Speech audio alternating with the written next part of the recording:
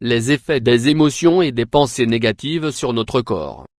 La plupart des gens se demandent rarement comment les pensées ont une influence sur notre santé et notre corps.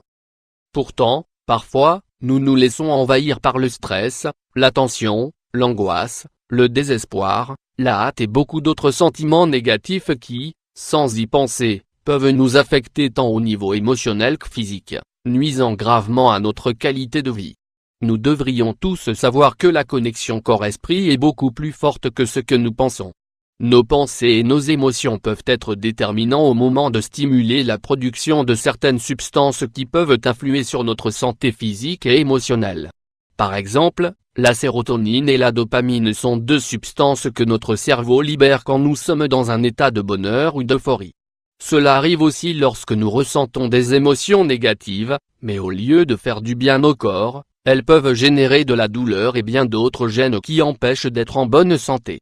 Notre cerveau a la capacité de stocker des informations importantes et déterminantes pour le comportement et son lien avec notre corps. Plusieurs experts sont d'accord pour dire que nous avons les capacités pour déterminer les bonnes choses et les mauvaises de chaque situation, étant vous-même responsable de la qualification, positive ou négative, de tous les moments que nous traversons chaque jour. L'effet sur notre corps. Mésothérapie pour soulager le stress 500 x 204. Notre être émotionnel peut dériver de quelques gènes physiques qui peuvent nous indiquer que nous sommes en train de traverser un moment difficile au cours duquel les émotions et les pensées négatives nous envahissent. Par exemple, sentir des douleurs dans le cou de façon constante pourrait nous indiquer que nous avons l'incapacité de voir depuis différentes perspectives. Une sensation de douleur inexplicable aux hanches peut indiquer que nous sommes envahis par la peur, et que nous ne nous sentons pas en capacité de prendre des décisions importantes. La douleur en haut du dos est liée à la douleur du désamour. La douleur au milieu du dos est liée à l'incapacité à lâcher avec le passé et la douleur en bas du dos est liée au stress financier. Une sensation de douleur au niveau des genoux peut indiquer la peur, l'orgueil et le manque de domination sur notre propre ego.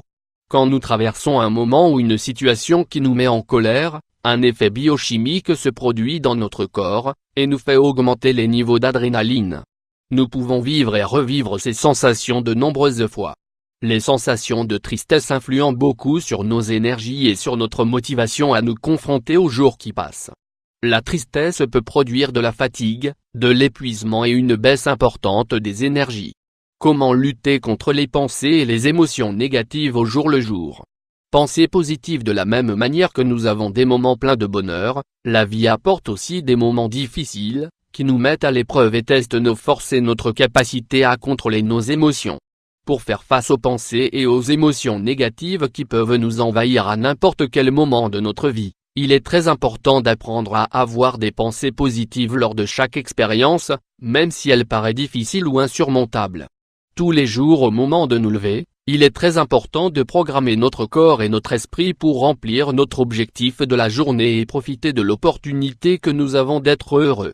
Notre esprit a un pouvoir impressionnant et peut mener à bien toutes les choses que nous lui indiquons avec beaucoup d'assurance.